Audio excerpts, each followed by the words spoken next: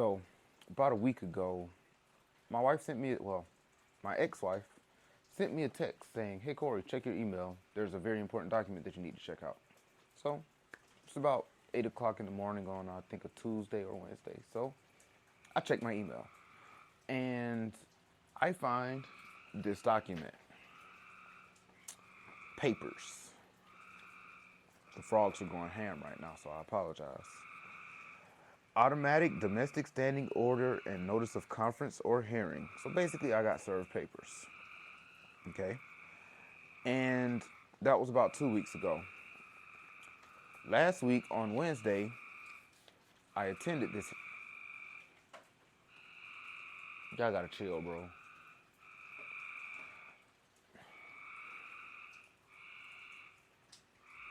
Well, we're gonna film this and see if that comes out. See if I can edit that out. But Wednesday, the 21st of last week, I attended this hearing in Augusta, Georgia. And basically that solidified the end of the marriage. All 9+ years of it. Just like that, gone in what seemed like an instant. That's crazy, ain't it? And I think I just want to talk about just being in the courtroom.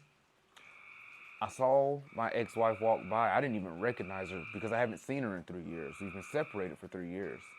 So she walked by. I thought it was just another black woman. But then I had to take a double take. I'm like, is that you?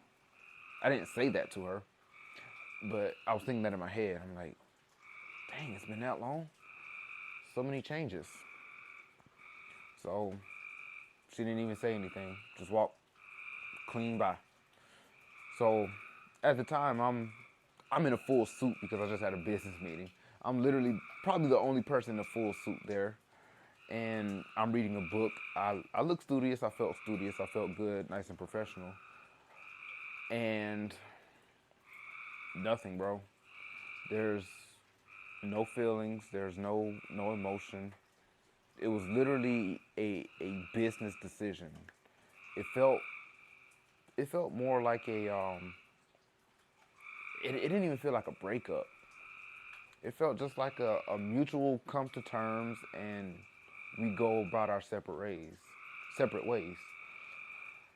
And I know a lot of men aren't that fortunate. They lose half their house, their 401k, their kids. Hold on. Problem solved. I didn't do anything. I just waited until they stopped. But yeah, like I was saying, man, a lot of dudes aren't that lucky. They have to fight. They have to pay child support. They have to pay alimony. I'm talking about gobs of money. These guys are literally almost put in the dirt or in the negative because of a bitter and spiteful ex. And I just want to say that I'm grateful that my ex wasn't spiteful or any of that. She just kind of fell out of love, which it makes me believe that love really isn't real. Love is just something that, as people, love is, it's just something that sounds nice, and it's something that we're fed. I don't want to say a lie to, or a lie about, because man, I've seen some ruthless things come out of love. Divorce, self deletion, um, other people deletion, mass deletion, all in the name of this thing called love. But this video isn't about that. So, yeah, back to the divorce room. Um, we never really made eye contact. Didn't say much of anything to each other. Really just talked back and forth to the judge. Uh, yes, sir, we've already handled all of our disputes outside the court. Um, you get to change your maiden name or restore your maiden name, and that was basically it. We walked out, and we go back to our new normal lives. And that is wild to me. Does it?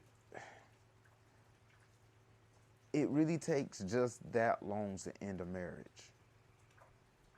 while getting married can be fairly easy, it could be about the same, but there's no commitment in divorce. There's no commitment in divorce. There's a commitment in marriage, like till death. I think, if I remember correctly, is somewhere in the vow somewhere.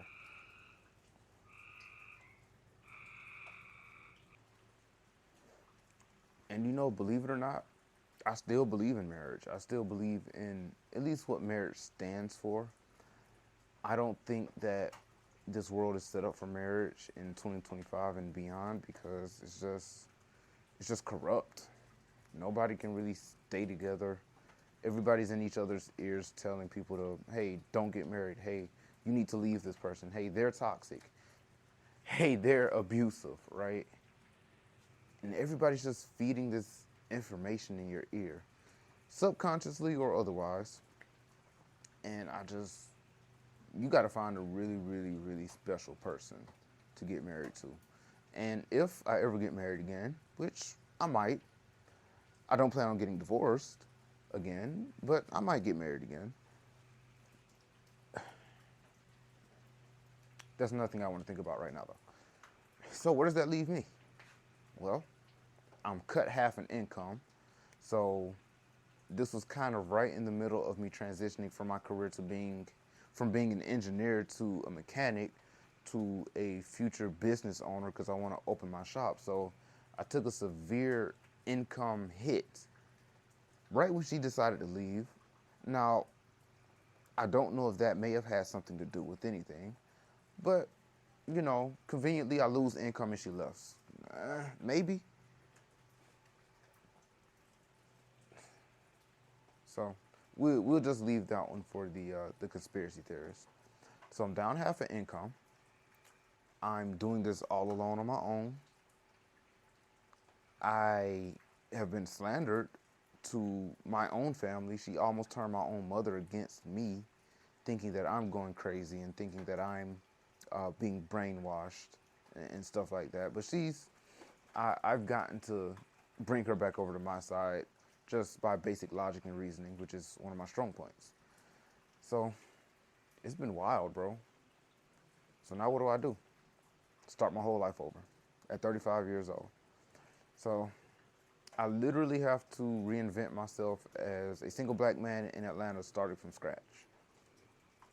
And I think this YouTube channel will be kind of pivotal. Just the act of trying to get a video out daily or at least every day. I want to try to do it around midnight because that's the time that I'm usually free and done with most of my work throughout the day. And maybe to make me a better communicator, get my story out, maybe to help some other young men that are maybe going through the same problems. So I appreciate you guys for listening. The frogs are about to go back ham, and I will see you guys on the next video.